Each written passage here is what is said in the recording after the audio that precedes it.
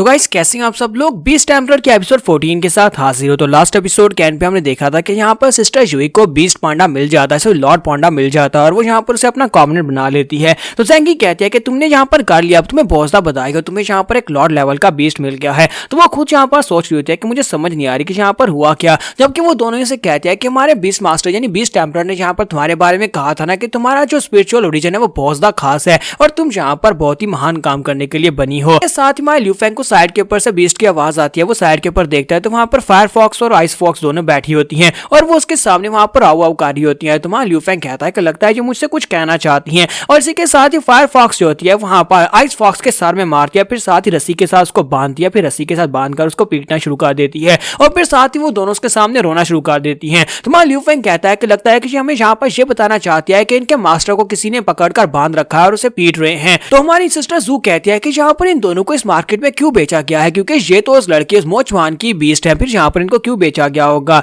ज़ेंगी कहती है मुझे लगता है कि उस लड़के ने इन दोनों को भी यहाँ पर फेंक दिया होगा। तो सिस्टर जू कहती है कि नहीं, मुझे नहीं लगता कि ऐसा है, मुझे लगता है कि वो क्लैन ऑफ फ्रीडम का मेंबर नहीं होगा बल्कि उससे भी यहाँ पर धोखा दिया गया है। तो ज़ेंगी कहती है तो फिर हमें यहाँ पर इस बात से क्या फर्क पड़ता है, हम लोग यहाँ से निकल चलते हैं क्योंकि हम इसकी मदद नहीं करेंगे। तो हमारा ल्यू फेंग उन लोगों से कहता है कि मुझे लगता है कि वो यहाँ पर उसको जान से इसलिए नहीं मारे क्योंकि अगर उन लोगों ने यहाँ पर इन दोनों बीस्ट के मास्टर को मार दिया तो इनके साथ जो कॉवेनेंट है उसे खत्म होने में कई साल लग जाएंगे। लेकिन अगर वो यहाँ पर उस लड़के के ऊपर बहुत ज्यादा जोर डालते हैं, उसे टॉर्चर करते हैं कि वो खुद से यहाँ पर इन दोनों बीस्ट के कॉवेनेंट को खत्म कर दे तो फिर उनके लिए ये काम आसान हो जाएगा। तो सिस्टर जू कहती है तो फिर हम लोग यहाँ पर क्या करें, हमारे स्पिरिट बीस्ट इतने स्ट्रॉन्ग नहीं है कि हम लोग क्लैन ऑफ फ्रीडम के लोगों से फाइट कर सकें। तो वहां ल्यू फेंग कहता है कि क्लैन ऑफ फ्रीडम के लोगों के बारे में बताओ कि वो कितने स्ट्रॉन्ग है। तो वो कहती है कि वो लोग काफी स्ट्रॉन्ग हैं, हम लोग यहाँ पर उनके 2-2 ब्रांच के बारे में बात कर रहे हैं जो कि हमारे इलाके में है। यहाँ पर उनका जो मास्टर है उसका नाम मास्टर 2 है, लेकिन लास्ट टाइम जब हमारे पर अटैक करने के लिए आए थे उनके साथ 3 लॉर्ड लेवल के बीस्ट थे, वो सिर्फ और सिर्फ उसके हेंचमैन थे, उसके लेफ्ट राइट और सेंट्रल एनवेज थे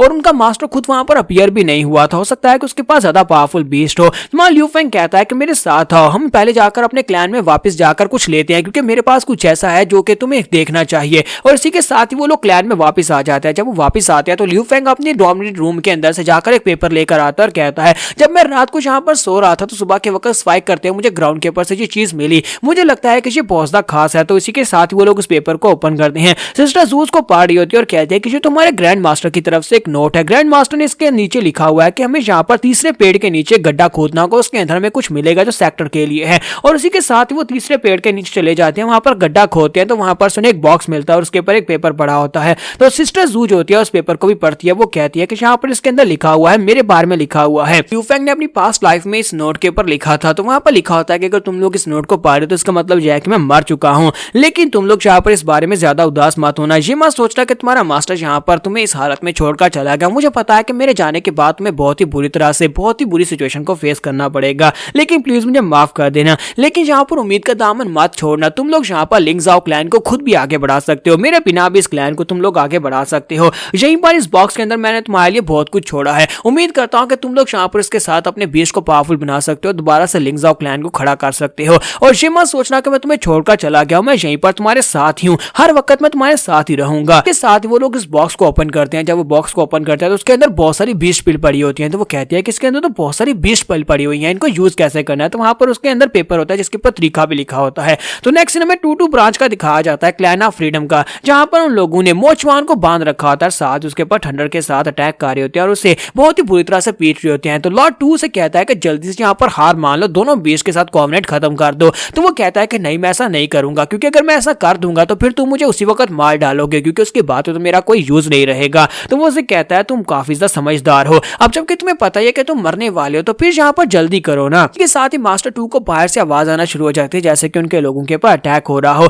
तो वो कहता है कि क्या हो रहा है। तो एक गार्ड भागता हुआ आता है और कहता है कि सर एक बुरी न्यूज है, वो दोनों फॉक्सेस जो है वो एक बंदे के साथ यहाँ पर वापस आई है, उनके साथ एक और लड़का है जिसके पास उसके अपने बीस्ट हैं और वो लोग आकर हमारे लोगों के ऊपर अटैक कर रहे हैं और आगे बढ़ रहे हैं। और इसी के साथ उस लड़के के ऊपर थॉर्न्स के साथ अटैक होता है, यानी कांटों के साथ अटैक होता है और वो भी काफी जख्मी हो जाता है। कहता है कि वो अकेला नहीं है बल्कि उसके साथ 2 और लोग भी हैं, 2 नहीं बल्कि 3 लोग हैं। तो वहां पर वो तीनों लड़कियां भी उसके साथ ही होती है और उन लोगों ने अपने बीस्ट को इवॉल्व कर लिया होता है, यानी कि वो सभी लोग चैंपियन मैक्स लेवल पर पहुंच चुके होते हैं। मास्टर 2 कहता है कि इनके कपड़े देखकर तो लगता है कि ये लोग लिंग जाओ क्लैन से हैं। तुम्हें क्या लगता है कि लिंग जाओ क्लैन के ये लोग यहाँ पर हमें हरा पाएंगे? ये 2-2 ब्रांच को हरा सकते हैं क्योंकि इन लोगों को हमने लास्ट टाइम बहुत ही बुरी तरह से पीटा था और ये लोग अपने कमजोर बीस्ट के साथ हमें नहीं हरा पाएंगे। मास्टर 2 लोगों से कहता है कि तुम्हें क्या लगता है कि तुम लोग यहाँ पर आओगे और आकर हमारी टूटू ब्रांच को हरा दोगे। और इसी के साथ ही वो अपने तीनों जनरल्स को बुलाता है। तीनों जनरल्स वहां पर उनके सामने अपीयर होते हैं। तो मास्टर टू कहता है कि मुझे यहाँ पर खुद तुमसे फाइट करने की भी जरूरत नहीं है, मेरे तीनों जनरल्स यहाँ पर काफी है तुम सभी को उठाकर बाहर फेंकने के लिए। तो सबसे पहले जो राइट जनरल होता है वो अपने पास से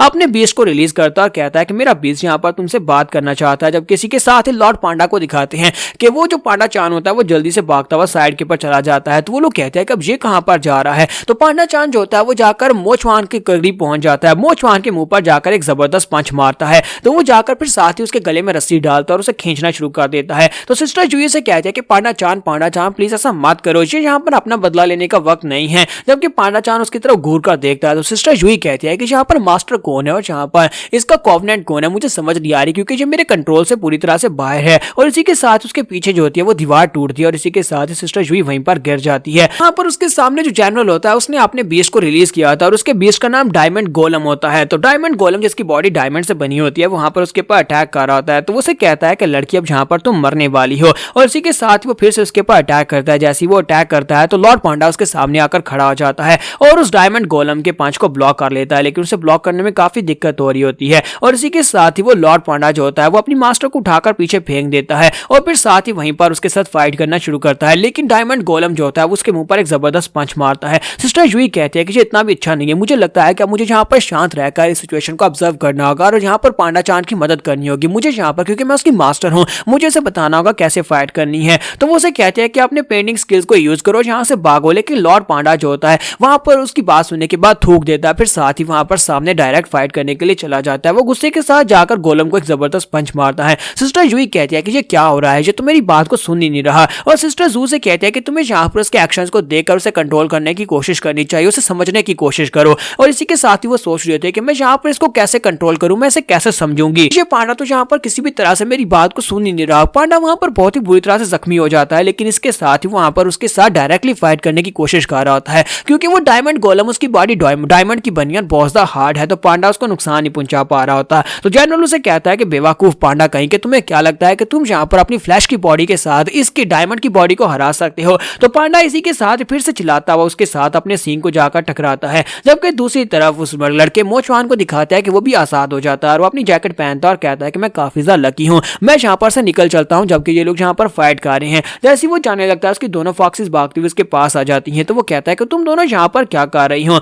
और इसी के साथ ही फॉक्सेस उसे उसकी तरफ इशारा करके बताती है कि हमने उनके लोगों के साथ आए, उनकी मदद ली है। मोचवान उनसे कहता है क्या तुम लोग यहाँ पर इनकी मदद लेकर यहाँ पर मुझे बचाने के लिए आए हो। तो इसी के साथ ही वहां पर तीसरी जनरल जो होती है उसके सामने अपीयर होती है और जनरल जो होती है अपने पास से अपने बीस्ट को रिलीज कर दिया जो कि एलिमेंटल टाइप बीस्ट होता है, यानी कि वो बिजली का बना हुआ बीस्ट होता है। तो वो से कहते हैं कि मोचवान तुम कहां पर भागने की कोशिश कर रहे हो। जहां पर हम लोग अपने एपिसोड 14 का एंड करेंगे। तो जहां पर नेक्स्ट एपिसोड में देखेंगे कैसे ये लोग अपने अपने ओपोनेंट को हरा पाएंगे क्योंकि इनके बीस्ट जाहिर सी बात है कमजोर बीस्ट है। तो एपिसोड की एक्सप्लेनेशन अच्छी लगी हो तो कमेंट करके जरूर बताइएगा और वीडियो को लाइक करना मत भूलिएगा। Thank you.